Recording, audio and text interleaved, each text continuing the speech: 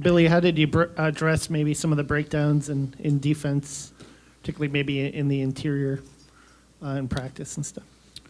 Well, I think, anytime you watch film, I think there's a couple questions you always ask your team.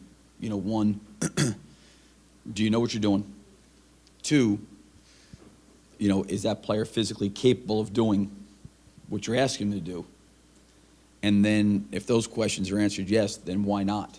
And I don't think there was anything in the game that, Georgia's been basically running the same offense and doing the same things.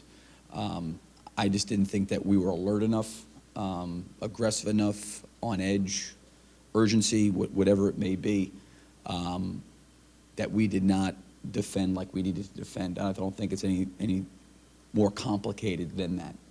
How do you maybe get them to maybe not let it bleed into their defense when they're not shooting well? Because it's a team that. Yeah, I think that's a great question because you always sit there as a coach and, it's always a lot easier playing the game when shots are going down. But, really I think your resiliency as a team, your competitiveness as a team, your competitiveness in terms of playing to win has a lot to do, with competing when the game's not going well for you, and clearly I thought we had some really, really decent looks.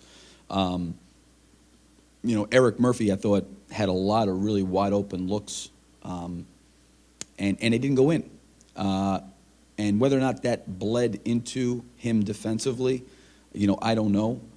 Certainly we've talked a lot about that, as a team going all the way back, from our first game, that there's going to be nights where you don't shoot the ball well and you still can do these other things. And whether or not that affected Eric or not, I don't know.